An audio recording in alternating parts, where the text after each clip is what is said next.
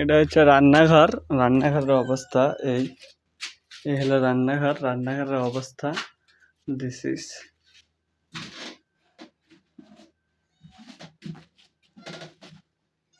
জঙ্গলের মতো রান্নাঘর। এই যে পাতিল হাতে রাখছে, এটা হলো চুলা।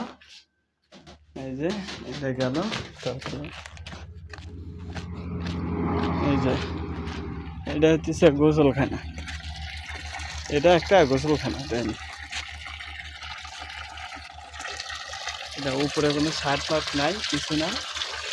এটা গোসলখানা, এটা গোসলখানা,